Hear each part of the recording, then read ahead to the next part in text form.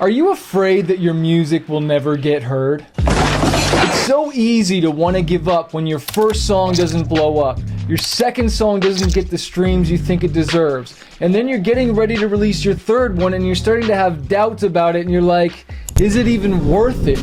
Let me know in the comments below if you've ever thought about giving up music, but you didn't because you're still here watching this video, right? In this video, I share an experiment I did with a 3-song release strategy. And it wasn't the first song that blew up. It wasn't the second song. It was the third song that is finally starting to take off, and I'm going to share everything in this video. Now, whether you're releasing a cover song, a remix, an original, acoustic, it doesn't matter. For me, I always knew that cover songs could take off, but I'd never done one before. But I look at Justin Bieber. I look at Adele, how she covered Bob Dylan. I look at Elvis, who a lot of his songs were covers. I even look at Johnny Cash, who covered Nine Inch Nails' song Hurt, and now it's huge and has millions of streams. So I decided to cover one of my favorite artists, which is Linkin Park, and I did 3 covers. Now I'm going to share my screen and show you exactly what we did and how many streams we're actually getting for each song. And you'll see how the latest one is totally beating the other ones, and which means is you shouldn't give up. You shouldn't quit. You should stay in the game.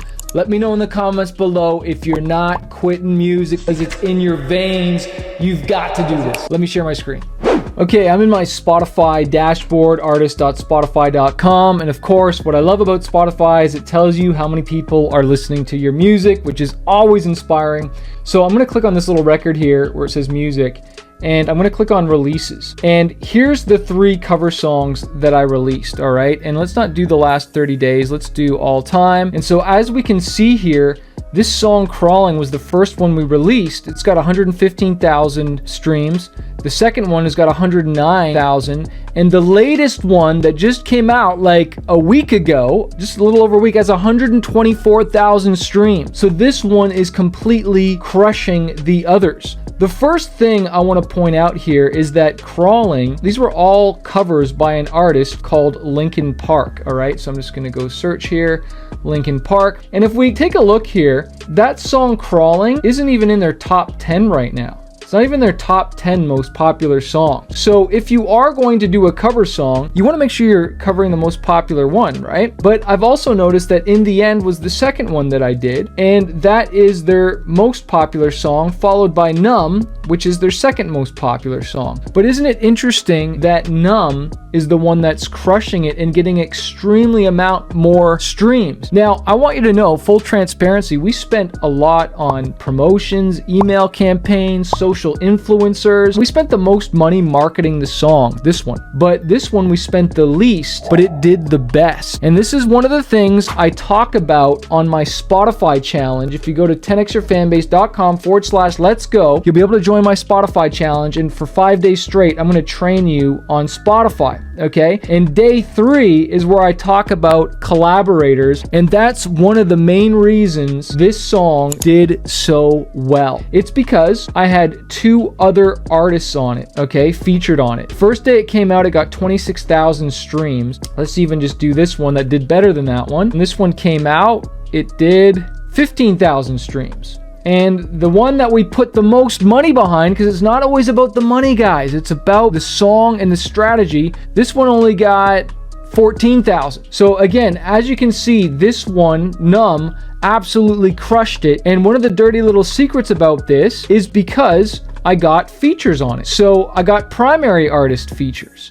Not just me on the song, but there's 2 other artists on this song. And it's a primary feature. Well, what does that mean? Well, it means if you go to their artist page, you'll see the song showing up on their profile, as opposed to a regular artist feature. So let's just take a look at DJ Khaled, which I've used this as an example so many times. On his latest album, God Did, he had Kanye West and Eminem on this song, Use This Gospel, which has 13 million streams. When we click on Use This Gospel, and then we click on the song, Use This Gospel, we see Eminem and Kanye here. So yeah, their names are there. But when I go and click on Eminem, do you see that song in here as a singles? No, you do not. That's because it's not a primary artist feature. When I look at Kanye West and we click on singles, Again, do you see that song here? No, you do not. Okay? This song, Easy, with The Game and Kanye West, 84 million streams. And that's because it's a primary artist feature, not just a regular feature. And why this is so important is because when you have a new song upcoming, like when you distribute your song through DistroKid or TuneCore or CD Baby, whoever you use, when you schedule it, it will show up in upcoming. Or do you want to pitch this to the release radar and pitch this to our Spotify editorial playlist? And if you don't pitch it, well, then all the followers won't get notified. And so I have, if I click on audiences here, and I click on followers, it looks like I have 156,000 followers. If I don't pitch this to the editorial playlists inside here, then my followers won't get notified. So one of the reasons this song did so well is because not only did my followers get notified, but the two other artists that were on my song got notified. So that's why this song Easy did so good, is because all of Kanye West's followers got notified. Guys, there's so much more I can share, but I don't have time. But go to 10xyourfanbase.com/let's go and come grab a VIP ticket. It shows you everything that we're going to be covering on the Spotify challenge. 7 alarming things you should know before you release a song on Spotify. Hacks to triple your chances of getting on editorial and algorithmic playlists.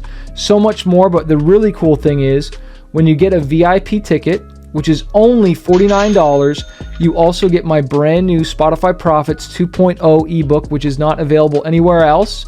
But most importantly, an hour every day I do Q&A and answer your questions over Zoom for 5 days straight. All right, so look forward to seeing you there. Don't give up on your dreams, don't give up on your music, and I will see you on the challenge.